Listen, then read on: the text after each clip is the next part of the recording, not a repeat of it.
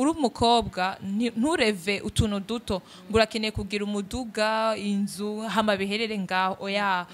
rêve grand faut rêver grand il faut oser rêver grand binini cyane bigusumba imyaka uburemere ibiro donc ubirote nuko on peut entreprendre avec zéro capital tuvuga ati ntaze nk'akarorero nk'aba MC umu MC udafise indoto nta na kimwe uzovamo uragomba kugira indoto hama petit à petit ukagenda urevalua est-ce que ndiko ndashika est-ce que ndiko ndagenda ngeze kuri point iyahe kuko nanje ndabikora rêve mfise ntabwo ndayishika ko vraiment ariko ndiko ndagira evaluation ni wow ego hariyo etape ndiko en tout cas ndabona yuko atari kure kuyirealiza totalement ndi hafi rumva nkaca ni motiva sinkeneye ko ndamotiva ndakeneye kwimotiva jeje nyene ndakeneye guproteja mon rêve kugira ngo nshikeko bisigura yuko umukobwa wese afise rêve yuko bishoboka kandi nteri intege aba femme bose baba rêveur aba femme bose bakora ibintu bikomeye bamenye yuko tubarabirako babandanye babikora neza kugira ngo natwe tubandanye tubarabirako hama dushike kure hama mvuga ati icanyuma navuze ibintu vya rêve reka nsurinye yuko ntibiba vyoroshe nk'uko ngene nabivuze kare umu réfugié à un moment biragoye kuko baba baciye mu bintu bikomeye cyane notamment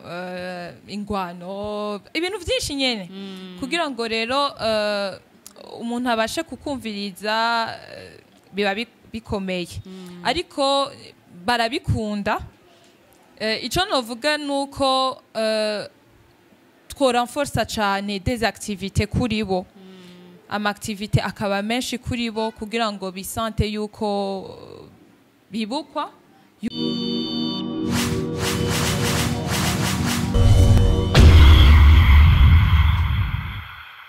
Hello ndabaramukije mwebwe mwese muri ko muradukurikirana umwe wese ahari mu kudukurikirana ni kuri Télé de la Richesse iri jwi naryo ni rya Christabella Munezero ni vya biganiro twama tubashikiriza nkuko mubibona imbere yacu umutumire w'uno munsi ni Grace akaba ari we arongoye ishirahamwe Dafi ni wari serukira iryo shirahamwe rikaba ryitaho impunzi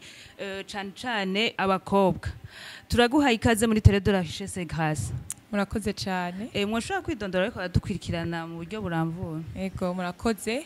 ku mazina nitwa Grace Nshuti nkaba ndi umufondatrice na représentante wa Club Dafi Women Power ni club y'abakobwa bafasha abandi bakobwa kugira ngo babashe kwiteza imbere mu buryo butandukanye. Murakoze cyane bega nikihe kintu coba carabatumye mu fonda Dafi surtout mukaca mwitaho abantu bavuye mu bindi bihugu nk'impunzi kandi mugaca muraba abakobwa ivya Dafi Women Power impamvu naciyumviriye ko novuga yuko vyaje mu bice bibiri hari muri 2020 aho nigeze kuja muri camp des réfugiés Kavumu iri icankuzo tujayo kugira sensibilisation mbona yuko hakenewe vraiment inyigisho nyinshi vraiment ku bakobwa b'impunzi kuko barakunze inyigisho twabahaye kuko kandi ziri trop rare hariya hama ndiyumvira yuko tutobigira gusa rimwe na rimwe peut-être tubigire kenshi 2020 irarenga ariko ico ciyumviro cari mu mutwe naguma ndavyiyumvira mbega nzobitagura gute nzobigenza gute nzohera hehe bica birapasa hanyuma mu nyuma ndasuiva formation ya 6 mois sur le leadership féminin aho twayikurikiranye n'abakobwa benshi ba bénéficier aussi sur le programme Dafi. En fait Dafi ni programme y'abalema itanga ma bourse hanyuma turakurikirana ayo ma formation pendant 6 mois après iciyumviro rero jamvuga ati aha rero je pense que c'est le temps yuko twogira ikintu nyene gikomeye hamwe n'abandi bakobwa nca ndalansa ide baravyemera baravyumva hanyuma turatangura gukora rero gushika n'ubu vraiment turiko turakora kandi turashima Imana. Murakoze cyane. Mwavuze yuko mu vyo mubaronsa amabourse. Oya si twe tubaronsa amabourse. Murabafasha kugira bashoye kuronka ayo mabourse. Oya apana ntitubafasha kugira ngo baronke amabourse kuko si bose baronka amabourse gusa ico tubafasha turarondera guchanger leur mentalité. Bakazirondera apana gusa amabourse bakarondera ubuzima kuko n'abantu nyene bumva yumenga bari apa barahebwe bari kure gusa dushanje leur mentalité bashika gukora ibintu bikomeye. Ego turabona yuko umuntu ari mu kambi y'impunzi akenera ibintu vyinshi mu bisanzwe akenera au niveau de l'éducation santé ibintu vyinshi kubaho mwebwe nka Dafi Woman Power mubafasha mu buryo buwe. Murakoze ku kibazo twe ntabwo ari ibintu binini cyane tubafasha kuko hari amashirahamwe akomeye cyane afasha impunzi gusa twebwe tugenda donc je dirais kongereza ko juste tumwe duke dufise burya bumenyi buke dufise kugira ngo tubafashe notamment inyigisho surtout ndazikunda na niyo mpamvu nkunda guha abandi bantu inyigisho kuko nagiye gusanga information burya ni ikintu gikomeye cyane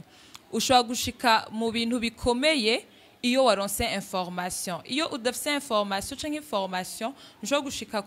kurealiza ibintu bikomeye rero Dafi Woman Power tugira ibintu vy'amasensibilisation twagira amaformation ku mpunzi canke no ku bandi bakobwa kugira ngo bahindure ivyumviro vyabo bamenye yuko bashobora kwiteza imbere bashobora gushika mu bintu bikomeye no kurealiza leur rêve et surtout kuba réfugiés novuga yuko umurefugie n'umuntu mvuge yataye ivyizigiro kuko ubona bava mu bihugu vyabo bakaba impunzi ubuzima imagine umuntu iwabo yarameze neza afite ubutunzi du coup d'un coup byose biratakaye urumva kugira ngo agaruze ivyizigiro ni igikorwa kiba kidasanzwe urumva rero Dafi Woman Power co dutangura kuri barya bakobwa bateye ivyizigiro umenga ngo ntibasha gushika gukora ibintu bikomeye kuko bari mu makamp canke bari aba réfugiés urbains tukabafasha tukabazanira inyigisho byinshi nyine inyigisho kugira ngo bahindure ubwenge maze bakore ibintu bikomeye. Ego mu mpunzi dusangamwo ubwoko bw'abantu batandukanye ndavuga batoya abakuze abize n'abatize mu bigenza gute biravana no kungene twiyumviriye activité tuza kuyimena urumva ari ivyo bita ma public cible urumva tumaze kwiyumvira activité tuza gukora turasibla ni iyi activité izokorerwa n'abana bafise de tel âge à tel âge izi nyigisho zizobenefisia ko abamama gusa canke izi nyigisho turakeneye gusa abapapa n'abahungu ivyo vyose turabikora nituguma nyene ku bakobwa gusa ariko bivana na activité iyahe tuza kumena tukaca tumenya public cible tuza gukorako. Mbega Dafi Woman Power ikorera ngaha mu Burundi gusa? Dafi Woman Power ikorera ngaha mu Burundi gusa ariko programme Dafi iri hose na niyo mpamvu notre vision nuko Dafi Woman Power ishika iba à l'international kugira ngo abakobwa benshi bashike gukora ibintu bikomeye. Ego niryo sengesho ryacu. Ego mbega ko mu mpunzi musanga hariho nk'abantu bashobora kuba bumva ururimi rw'igifaransa iyo programme murayifise gukoresha indimi zose ego nk'abarefugee benshi bari ngaha mu Burundi benshi bavuga igiswahili n'ikirundi kuko hariho abarefugee bavukiye ino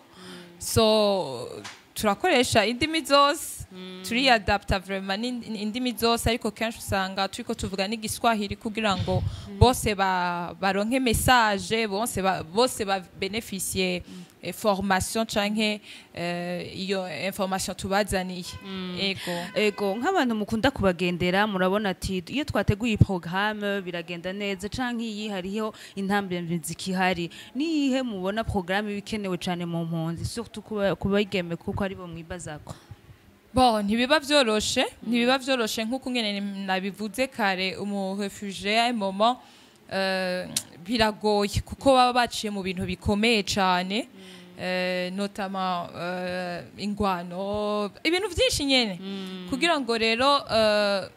umuntu abashe kukumviriza biba bikomeye ariko barabikunda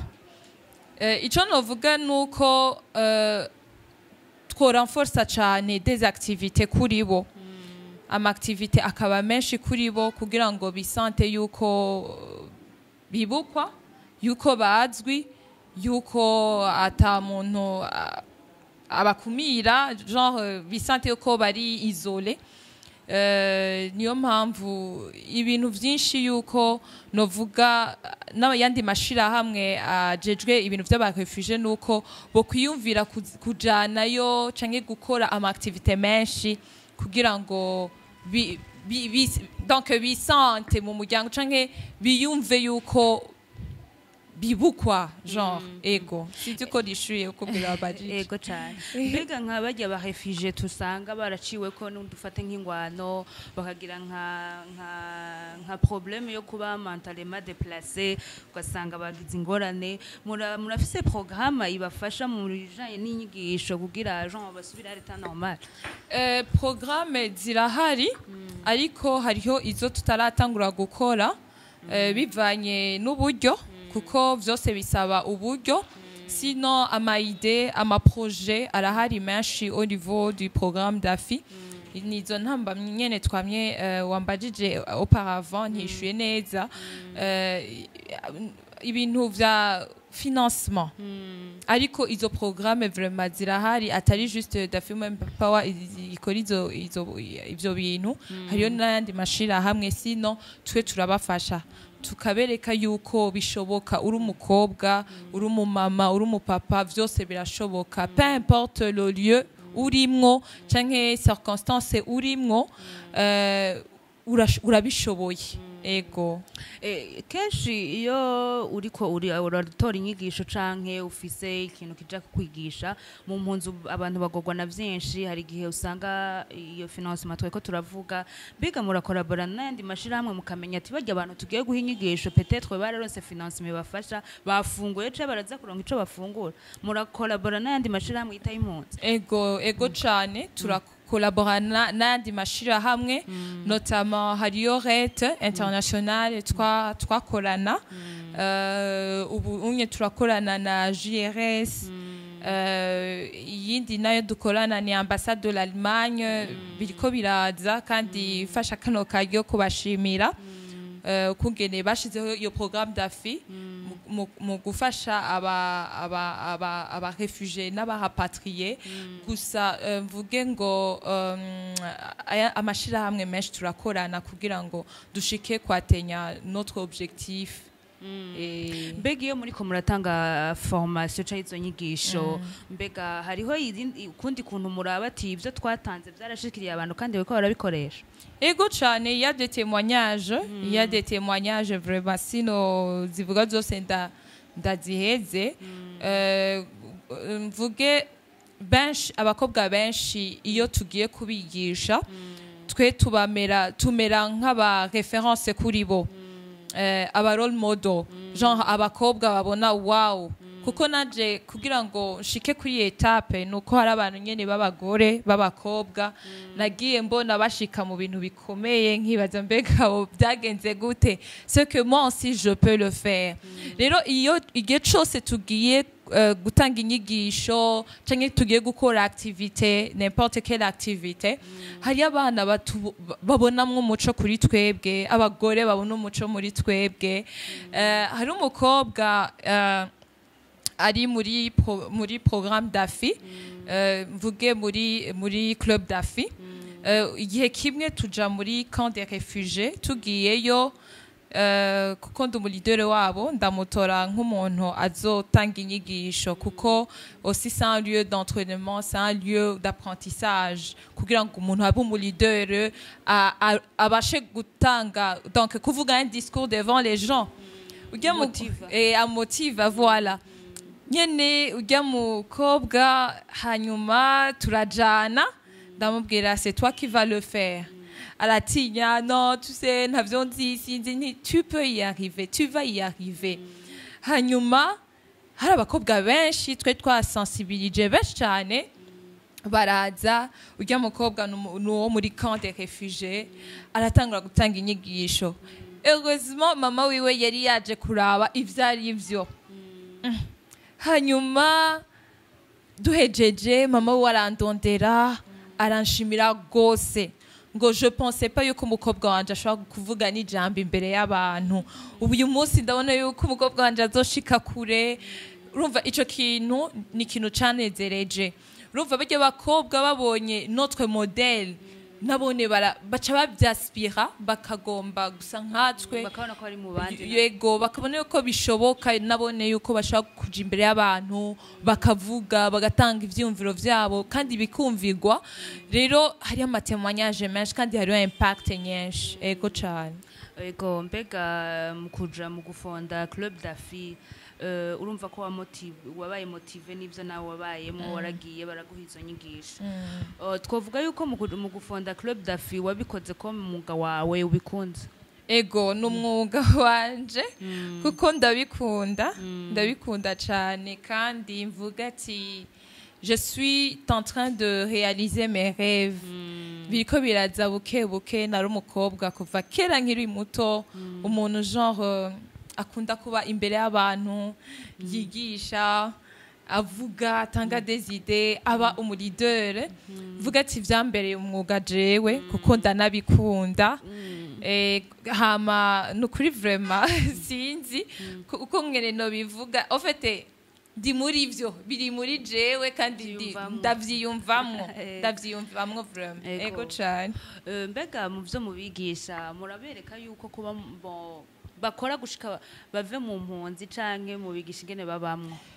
tubigisha apana kuva mu mpunzo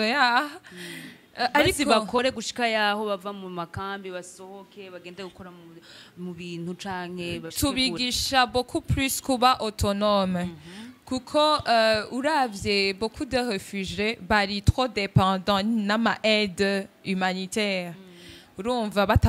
batabahaye imiceri ibiharage urumva baca barara ubusa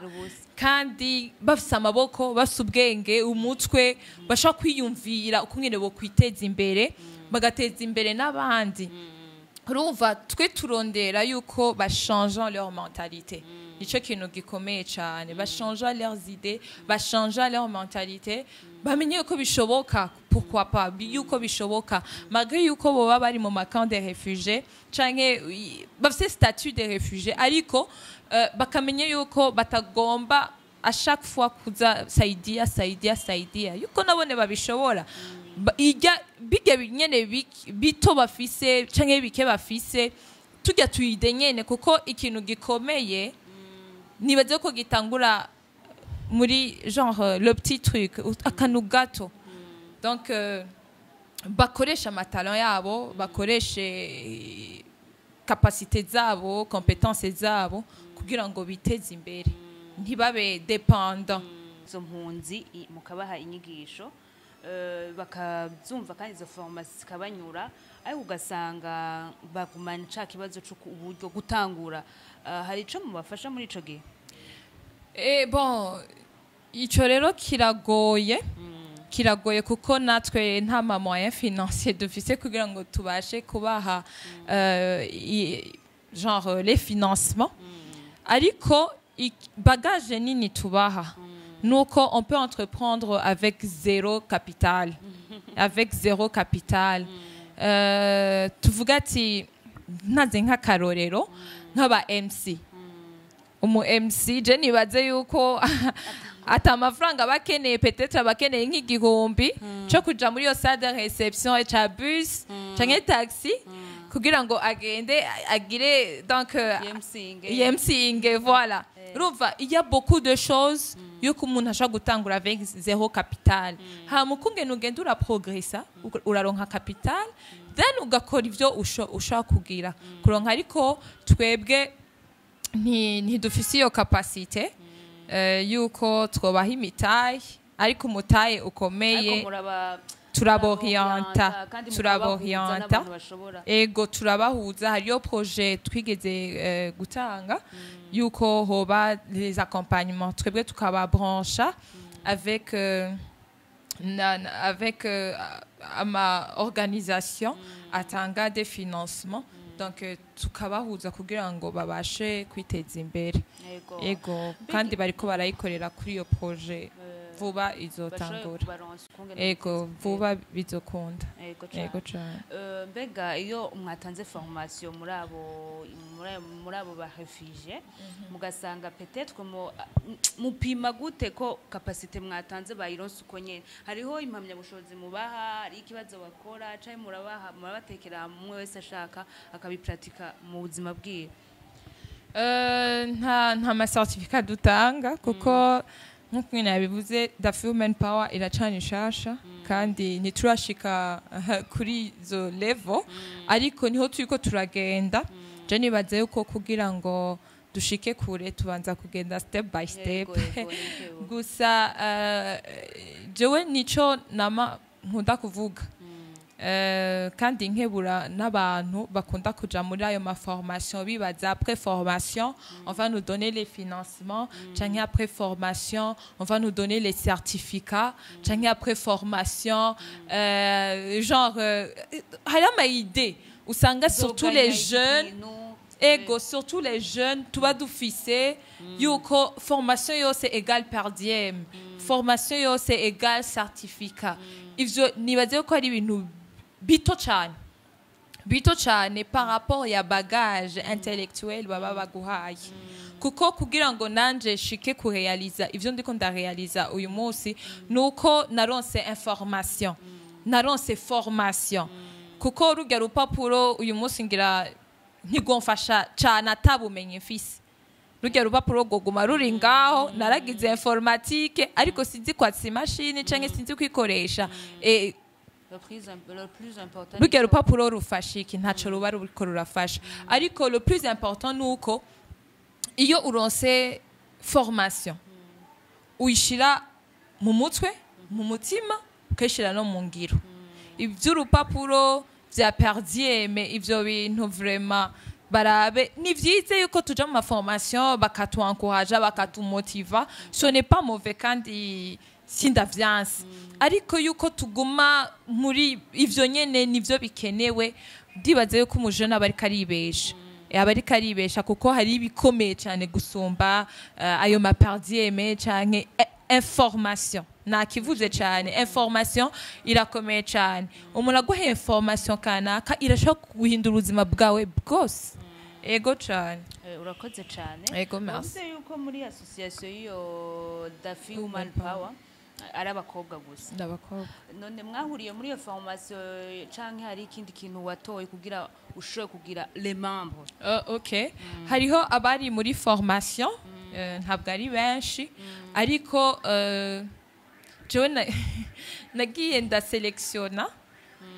ndaselektiona abakobwa b'abagenzi apana abagenzi gusa abakobwa nzi yuko bakunda gukora bakunda donc babone impinduka narabaproposa karibu muri Daffy Women Power hari ikintu nyene dushaka kuzotangura kuza turakora hanyuma turatangwa gukora ama activité ababibona ku ma statut ku ma post hari abandi bakobwa babibona ku ma post wow ivyo bintu nibiki ndakeneye kubijamwo ndakeneye mukora gute urumva hariyo n'abandi baje biciye mu bikorwa twagiye turapostinga bumva bari intéressé baraza donc ubu turakorana ariko en tout cas le club il est très sélective uragomba kuba umukobwa ukora utagira ubunebwe utanga des idées umukobwa ari power ashaka guhindura son entourage abe ari umukobwa donc modèle pour son entourage ivyo vyose turabiraba kandi nukuri vraiment ndashimiye les membres du club kuko n'abakobwa vraiment moi-même je suis fière d'eux.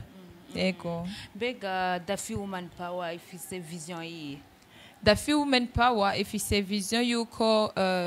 chaque fille agomba kurealiza ses rêves. Donc ashike kurealiza kike kintu yibwira yuko kidashoboka. Donc ashobore gukoresha ses potentiels canke ses compétences kandi agire accès à l'éducation. Surtout éducation ni kintu gikomeye deja tugiye turavye inyuma umukobwa vyari bikomeye uko yiga vyari bigoye urumva umuntu twumva yuko yiga yari umugabo bari ba papa gusa abagore vyari bigoye urumva vision yacu nuko umukobwa wose aronka accès à l'éducation kandi ashobore kurealiza ses rêves kandi birashoboka. Ego. Murakoze cyane. Mbega Dafi Woman Power iterera gute mu iterambere ry'igihugu kuko isanzwe ikora ama activity mu bintu bitandukanye? Ego. Vraiment turashimiye igihugu kwanza vraiment nukuri hariho des innovations pour les jeunes hariho donc abantu bariko bariteza imbere kandi n'ibintu vyiza avec l'appui y'igihugu ico ni kintu gikomeye gusa Dafi Woman Power kugira iko iterera bice mu activité yacu changement de mentalité ndiko ndagisubiramwo kuko kugira ngo igihugu gitere imbere ntibikeneye amafaranga urashaka kugira ayo mafaranga ntumenye ukungene uyakoresha ntumenye ukungene donc uyadiringa nayo sivyo rero Dafi Woman Power iko ifasha mu guhindura ubwenge sinzi ngene no bivuga changement de mentalité ayo mafaranga uyaronse iyo financement uyaronse surtout sur l'éducation financière ukamenya okay aya mafaranga nayo umugambi aya mafaranga nayo ivyo en tout cas nivyo turiko turakora nivyo turiko tura sinzi uko ari ugufasha igihugu canke gute mw'iterambere ry'igihugu ego abarundi bateye imbere 2040-2060 voilà 2040-2060 nuko en tout cas abantu bahindura imbone hamwe n'ivyiyumviro ico kintu kirakomeye. Ego mbega ntimurigera mwiyumvira yuko Dafi Woman Power yokorera mu kindi kintu atari camp de réfugiés gusa? Ego nabivuze ntituri gusa dans les camps de réfugiés turi chez les femmes en général ariko en particulier chez les femmes réfugiées les filles réfugiées gusa hariyo ama activité dukora atari y'aba réfugiés oya bose baragomba kubénéficia nos activités babénéficier ama formation yacu ego kandi si kuba réfugié gusa n'abandi barabénéficiamo abakobwa bo ku mashure ego vuba hariyo activité tuzokora muri août non muri septembre pardon ku banyeshure kandi no ibujumbura atari aba réfugié ego muriko muravuga donc abafi abagore mu mpunzi bega muribuka ya mazone ya ruguru mu ntara yabo mu mitumba ego nkuko ngene natanguye kubivuga Dafi Woman Power iracana inshaje urumva turamaze gukora imyaka 2 si ntitwoca muri iyo myaka 2 ntitwokwira hose karacari gato kandi kariko karabandanya kandi tuzobishikako cyane turiko turagenda bukebuke ariko ntitwobibagira nabone ntitwobibagira kuko bari aussi barakeneye nabone ko accès à l'information bigorana ego accès à l'information biragorana surtout ça. Murakoze cyane imbere yuko turangiza ikiganiro mva hari akajambo ugenda uvuze mvyerekeye Dafi Woman Power utavuze ni byinshi novuga ariko reka mbanze nshimire Dafi Woman Power nshimire aussi abadushigikira notamment l'ambassade de l'Allemagne nshimire nanje nishimire nanje nishimire kuko ntivyoroshe nk'umukobwa ntivyoroshe vraiment kuko abakobwa benshi barakeneye nyene apana ibintu bibagora dame bavyuke icayi kiri ngaho ariko quand même nanje Imana ishoboze hanyuma nshaka gutanga message ku mukobwa wese nuko umukobwa wese agomba kugira un rêve udafise indoto nta na kimwe uzovamwo uragomba kugira indoto hama petit à petit ukagenda urevalua est-ce que ndiko ndashika est-ce que ndiko ndagenda ngeze kuri point iyahe kuko nanje ndabikora rêve mfise ntabwo ndayishika ko vraiment ariko ndiko ndagira evaluation ni wow ego hariyo etape ndiko en tout cas ndabona yuko atari kure kuyirealiza totalement ndi hafi urumva nkaca nimotiva sinkeneye ko ndamotiva ndakeneye kwimotiva jeje nyene ndakeneye guproteja mon rêve kugira ngo nshikeko bisigura yuko umukobwa wese afise rêve yuko bishoboka kandi ntera intege abafamu bose b'abareveur abafamu bose bakora ibintu bikomeye bamenye yuko tubarabirako babandanye babikora neza kugira ngo natwe tubandanye tubarabirako hama dushike kure hama mvuga ati icanyuma navuze ibintu vya rêve reka nsurinye yuko uri umukobwa ntureve utuntu duto ngo urakeneye kugira umuduga inzu hama biherere ngaho oya rêve grand il faut rêver grand il faut oser rêver grand binini cyane bigusumba imyaka uburemere ibiro donc ubirote kuko bizoshikako kandi ubikorereko ntubirote gusa ariko tu dois travailler sur ça. Merci beaucoup. Murakoze cyane ku mwanya mwaduhaye karibu kandi kuri TV de la Richesse. Merci beaucoup. Nshimire mwebwe mwese mubandaye mudukurikirana ni kuri Télé de la Richesse iri jumwumva ni rya Christa Bera Munezero ndabashimira ukuntu mubandaye mudukurikirana naho butaha ciao ciao.